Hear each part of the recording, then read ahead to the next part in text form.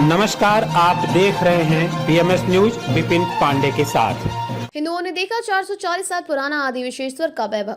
श्री कृष्ण जन्मभूमि के दस्तावेज भी सार्वजनिक महाकुंभ में 4.5 करोड़ श्रद्धालुओं ने आदि विश्वेश्वर ज्ञानवापी के 440 साल पुराने मंदिर की मॉडल का दर्शन किया।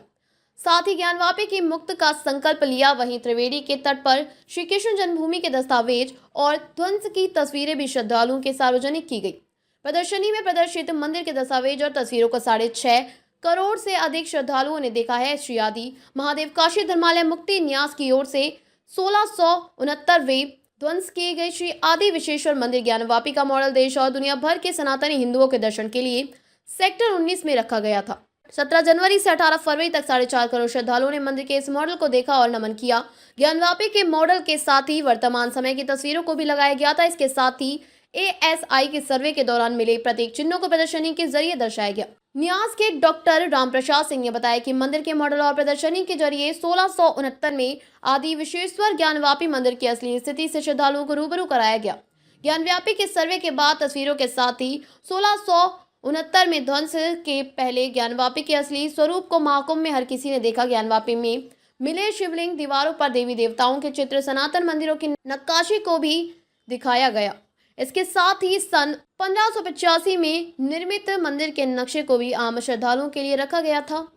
125 फीट लंबा, 125 चौड़ा और 128 फीट ऊंचा था मंदिर के मॉडल को लकड़ी से तैयार करने में 1 साल का समय लगा। 8 मंडप और 1 शिखर वाले इस मॉडल को पुराने मंदिर के आधार पर तैयार किया गया। आदि विश्वेश्वर मंदिर में बनाए गए श्रृंगार मंडप, ऐश्वर्य मंडप, ज्ञान मंडप, मुक्ति मंडप पूरी तरह खाली थे। इसके अलावा गणेश मंडप, दंड पाणी मंडप, तारकेश्वर मंडप और भैरव मंडप में देवताओं के विग्रह विराजमान थे।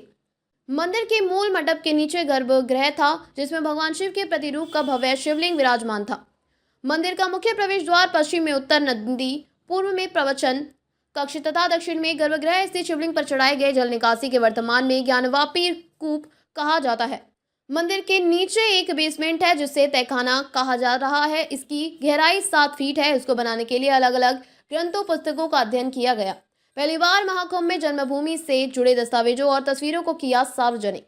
श्री कृष्ण जन्मभूमि मुक्ति न्यास की ओर से त्रिवेणी के तट पर जन्मभूमि के प्राचीन दस्तावेज और चित्रों की प्रदर्शनी लगाई गई थी। सेक्टर 16 में लगी प्रदर्शनी ने हर किसी का ध्यान अपनी ओर खींचा। यह पहला मौका था जब महाकुंभ में जन्मभूमि से जुड़े दस्तावेज और तस्वीरों को सार्वजनिक किया गया था। इसके अलावा औरंगजेब नामा मासिर ए आलमगिरी, औरंगजेब का इतिहास, जनवरी 1670 में मथुरा के कृष्ण मंदिरों को तोड़कर मूर्तियों को मस्जिद की सीढ़ियों में लगाने का फरमान भी प्रदर्शनी के हिस्सा बना था। न्यास के अध्यक्ष महेंद्र प्रताप सिंह ने बताया कि महीनों भर तक लगी प्रदर्शनी को 6.5 करोड़ से अधिक श्रद्धालुओं ने देखा है। प्रदर्शनी में जन्मभूमि के मामले में जुड़े कई दस्तावेजों को महाकुंभ में पहली बार सार्वजनिक किया गया था। इसके जरिए आम जनता को जन्मभूमि के लिए जागरूक करना ही उद्देश्य था।